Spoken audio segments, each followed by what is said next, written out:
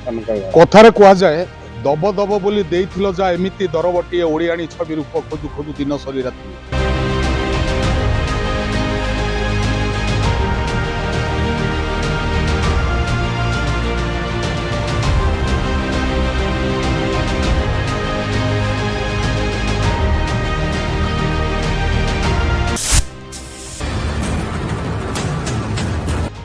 तार कारण एइथिपाई आम एक कथा कहूँ ये हूँ जाजपुर जिलार बरी ब्लॉक अंगाल पंचायत अरिलोक कुलसाई ग्राम आपण मैंने टिके पूर्व देखुले जो भिजुआल गुड़िक देखुले से भिजुआल होउछि एई ग्रामर जोठी बहु संख्यार गोसंपद बर्तमान विपद रही जदि कहे ठीक काणी नदीर तटवर्ती अंचल ग्रामटी बा तटकू लगी ग्रामटी तटवर्ती कहले भूल हम आप देखूँ बर्तमान मुझे देखे कहि कैमेरा पर्सन टी अनुरोध करी देखेबे जो कौ भली भाव ये पानी चली विगत जो बन्या जाइछि बन्यारे एठी घर पाखक पानी लगी जहाँ अभियोग होउछि घर पाखक पानी लगी किंतु परितापर विषय सरकार पक्षर जहाँ अभियोग रोची मात्र किले चूड़ा आ गुड़ टिके मिली किंतु गोखाद्य मिली किंतु आज पर्यंत जो पाल दिया जिबा कथा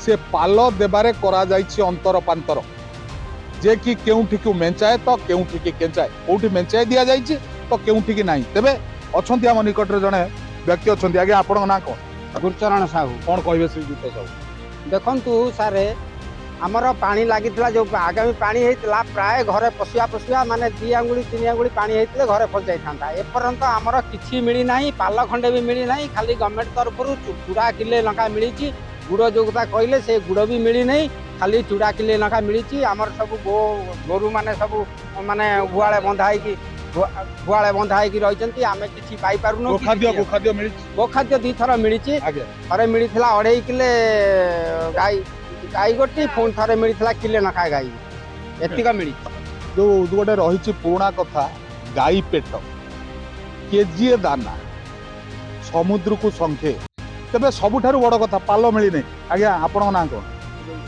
छुड़ा मुरली बाबू कौन ये जो अभियोग आछी कौन कह छाड़ कहतु कौन कहे आप बनिया पानी आम गुहाल सब पशि पाल पाइनु खाली चूड़ा पाइचु किले बस आउ किछि पाइनु आउ गोखाद्य 2 थर मिली किले थरे आउ 2 किले थरे आउ मात्र 3 किलो गोरु गोटा तो जदि कहबा गत 30 तारिख को बन्यार जो तांडव रही खरस्रोता बढ़ी खरस्रोतार ये शाखा नदी काणी नदी तो अच्छा आउ जन अच्छा आज्ञा आपण ना रजकिशोर सामल हाँ कौन कहे सब आप कहूँ माने आमर गाई गोरु 7टी बुझला माने किछि से दाना किले किले मिली 3 किले मिली गाई गोटी चलला आपण पंचायत को पाल दिया कहला पाल दिया पंचायत को आसला पाल हाँ पंचायत आसी पाल बारिकी देदेले आम तो कुआ जाउथला जे राशन कार्ड हिसाब रे पाल दिया जाइछि जा टिके पूर्व अभियोग रही आम निकट रे राशन कार्ड हिसाब रे पाल दिया आज्ञा जो वितरक बाबू माने जो सरकारी बाबू माने कहबे कि जो मान राशन कार्ड रही से माने कोन बन्यारे विपन्न हेबा स्वाभाविक बा बाध्य जो मानकर राशन कार्ड रही के उच्चार रही कौटी की पानी स्पर्श करना कहीं पाल दि जाऊला बर्तमान जो भली अवस्था लोक अच्छा तो आपण मैंने देखिपुं कौ भाव ये घर गुड़िक रही गुहाल गुड़िक रही से पाल दि जाए तेरे अच्छा जड़े युवक अच्छा आगे आपण ना कौन कहे सब देखु आमर ये 7-8 दिन है पानी बुड़िकी रही आमर ऑफिसर जन आरआई जी आसते इनक्वारी करने आसिले रास्तार बाटे बाटे खाली अनईदे देखिले केवल पलैले किसी रास्त कार गोटे किसी अभियोग आम कहूँ आपण ही आसर आमर अभियोग कौन आम कहूँ सेटा किसी आम से कहूँ आम सुजोग पाइलु ना ये आम ये आमर दुख प्रकाश करूँ सब आड़ को पंचायत को पाल मिलला आमको मिलने आम निश्चित ये जो कथा गोटे बर्तमान आसुची राजस्व निरीक्षक अच्छा मधुसूदनपुर सर्कल आपण रास्तार आसिले आउ रास्तार चली गले कौन तदंत करुले कहीं तदंतर बाहाना ये गोटे बड़ कथा तो अच्छा एठिकार जड़े अच्छा बुद्धिजीवी अच्छा सामाजिक कर्मी अच्छा ବସନ୍ତ ରାଉତ ଅଛନ୍ତି। ଆଜ୍ଞା କ'ଣ କହିବେ ଆପଣଙ୍କ ପଞ୍ଚାୟତରେ ଏଇ ଯୋଉ ପରିସ୍ଥିତି? ଆଜ୍ଞା ବଡ଼ କଥା ହଉଛି ଏ ଗୋଟେ ଅଞ୍ଚଳ ଅଙ୍ଗାଳ ପଞ୍ଚାୟତ ଗୋଟେ ଏମିତିକା ପଞ୍ଚାୟତ ଆଜ୍ଞା ଆ ଭିତରେ ବାରିଂ ଅରିଲୋ ବିଅବାରିଂ ଅଙ୍ଗାଳ କିନ୍ତୁ ଅଙ୍ଗାଳ କିଛି ବନ୍ଧ ତଳେ ଅଛି। ବାରିଂ ଅରିଲୋ କୂଳସାହି ଅଙ୍ଗାଳ ଗାଁର 7 ନମ୍ବର ଆଉ 11 ନମ୍ବର ୱାର୍ଡ ଆର 50% ପୁରା କାଣି ନଦୀର 10 ଫୁଟ ତଟବର୍ତ୍ତୀରେ ଏମାନେ ଘର କରୁଛନ୍ତି। 6 ନମ୍ବର ହଉଛି ଅରିଲୋ କୂଳସାହି ଯୋଉଠିକି ମୁଁ ଠିଆ ହେଇଛି। ଆଜ୍ଞା ଏମାନଙ୍କ ଘରେ ପାଣି ପଶିଲା ପରେ ସରକାରଙ୍କର ଉଦାସୀନତା ମନୋଭାବରୁ ଗୋଟିଏ କେଜି ଚୁଡ଼ା ପାଇଛନ୍ତି, ଗୋଟେ ଗାଈ ପଛରେ 3 କେଜି ଦାନା ପାଇଛନ୍ତି। ଆଜ୍ଞା ଆଜ୍ଞା ଆଜ୍ଞା ଟିକେ ରଖ। ଆପଣ କହୁଛନ୍ତି ସରକାରଙ୍କର ଉଦାସନତା ଯୋଉ ରହିଛି, ତ ସରକାର କହୁଛନ୍ତି ଏ ଲୋକଙ୍କ ସରକାର। ଆଜ୍ଞା ମୋ ସରକାର ବୋଲିକି ଆମେ ବି ଶୁଣୁଛୁ, ମିଡିଆ ବନ୍ଧୁମାନେ କହୁଛନ୍ତି, ସବୁ କିଛି ଆମେ ଦେଖୁଛୁ। କିନ୍ତୁ ସବୁଠାରୁ ବଡ଼ କଥା ହଉଛି ଏ 8 ଦିନ ତଳେ ପାଲ ଆଜ୍ଞା ଅଙ୍ଗାଳ ପଞ୍ଚାୟତକୁ ବଣ୍ଟନ କରାଯାଇଛି। କିନ୍ତୁ ଯେଉଁମାନେ ବାରିଙ୍ଗରେ ପାଇଛନ୍ତି ସେମାନେ ବନ୍ୟା ଘେରରେ ଅଛନ୍ତି, ତା ପାଇଁ ବହୁତ ଭଲ ସରକାରଙ୍କର ସହଯୋଗ। କିନ୍ତୁ ଅରିଲୋ କୂଳସାହି 6 ନମ୍ବର, ଅଙ୍ଗାଳ ହରିଜନ ସାହି 7 ନମ୍ବର, ଅଙ୍ଗାଳ 11 ନମ୍ବର ସେଠି ସାହି, ବେରା ସାହି, ରଥ ସାହି ଯେଉଁମାନେ ନଦୀ କୂଳରେ ଅଛନ୍ତି ସେମାନଙ୍କୁ ପାଲ ଦିଆଯାଇ ନାହିଁ। ଇନକ୍ୱାରି ଅଫିସର ଆସିଲେ ଇନକ୍ୱାରି କରିବା ପାଇଁ। ଆଜ୍ଞା ଇନକ୍ୱାରି କ'ଣ ଏଠି ଆବଶ୍ୟକତା ଥିଲା? ଏଠି ଘରେ ପାଣି ପଶିଛି, ସରକାର ପାଲ ଦେବେ। ଇନକ୍ୱାରି କୋଉଠି କରାଯାଏ? କହିବା ଶ୍ରୀଯୁକ୍ତ ରାଉତ ଯଦି କହିବେ, ଆପଣଙ୍କର ଯାହା ଟିକେ ପୂର୍ବରୁ ଆମେ ଜାଣୁଥିଲୁ ଯେ ଆପଣଙ୍କ ପଞ୍ଚାୟତରେ ରାସନ କାର୍ଡ ହିସାବରେ ପାଲ ଦିଆଯାଏ। ଆଜ୍ଞା ରାସନ କାର୍ଡ ଅଙ୍ଗାଳର ଯୋଉଠି ହେଲିକପ୍ଟର ଚାଲୁଛି, ପରୁଲି ଚାଲୁଛି, ସେ ଲୋକ ବି ରାସନ କାର୍ଡ ଅଛି। ସେମାନେ ବନ୍ୟାରେ କ୍ଷତିଗ୍ରସ୍ତ ହେଇନାହାନ୍ତି। କାହିଁକି ଦିଆଗଲା?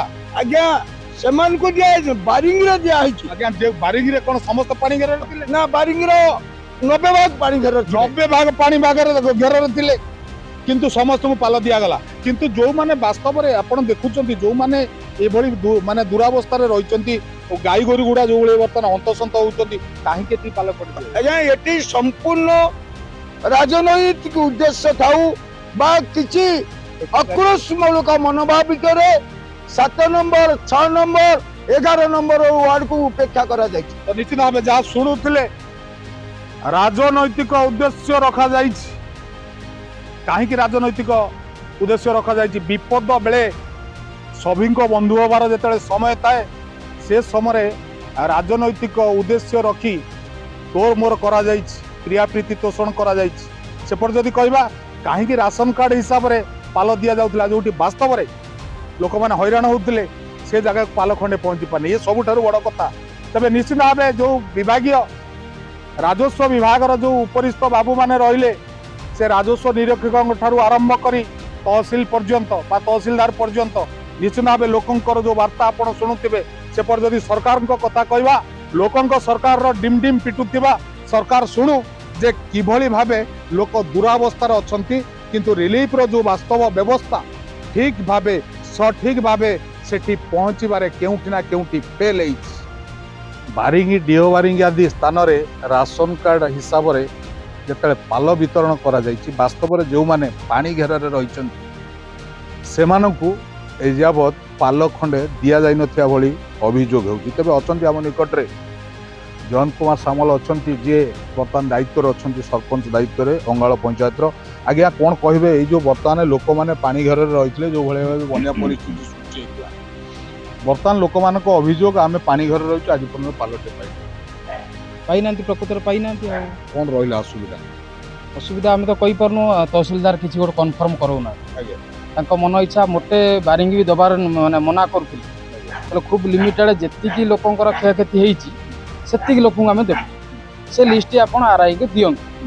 କହିନି ଆମ ସେପଟରେ ଆମର ବନ୍ଧୁବାନ୍ଧବ ଅଛନ୍ତି, ସେପଟରେ ଆମର ନେସପୁର, କଳାମାଟିଆ, କାଇପଡ଼ା ସେପଟ ସାଇଡ଼ରେ ସେ ଘରେ ଘରେ ପାଇଛନ୍ତି। ଆମକୁ ଫୋନ୍ ଆସୁଛି, ଆମର ଏପଟରେ କ'ଣ ପାଇଁ ଘରେ ଘରେ ପାଇବେନି? ସେ ତ କ୍ଷୟକ୍ଷତି ହେଇନାହିଁ, ଯୋଉ ଭଳିଆ କ୍ଷୟକ୍ଷତି ହେଇନାହିଁ ତାଙ୍କର ହେଇନାହିଁ, ଆମର ବି ହେଇନି। ତ ଯଦି ସିଏ ପାଇଲେ ଆମେ ପାଇବା ଉଚିତ। ବହୁତ ବାଧ୍ୟରେ ବାରିଙ୍ଗି, ଢିଅ ବାରିଙ୍ଗି ସେଠୁ ତା ପରଦିନ ପଠେଇଲେ।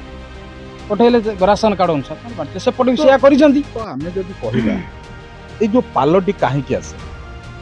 ପାଲଟି କାହାର ଚାଳ ଘର ଥିବ, ଭାଙ୍ଗି ଭୁଙ୍ଗି ଯାଇଥିବ, ନିଶ୍ଚିତ ଉଡି ଯାଇଥିବ। ଯୋଉମାନେ ବିପନ୍ନ ମାନେ ବିପନ୍ନ ମାନେ, ବନ୍ୟା ବାସ୍। ବିପନ୍ନ ମାନେ ଯେତେବେଳେ ଅସୁବିଧାରେ ଥାନ୍ତି, ଯେତେବେଳେ ସେମାନେ ବାହ୍ୟ ଜଗତରୁ ବିଚ୍ଛିନ୍ନ ହେଇଥାନ୍ତି ବା ସେମାନଙ୍କର କୌଣସି କୋଠା ଘର ନଥିବ, ଚାଳ ଘରେ ନାନା ଦୁର୍ଦିନରେ ସେମାନଙ୍କର କାଳାତିପାତ ହେଉଥିବ, ସେ ସ୍ଥାନରେ ପାଲଟେ ଦେବାର ପାଲଟେ ଆବଶ୍ୟକତା ଅଛି।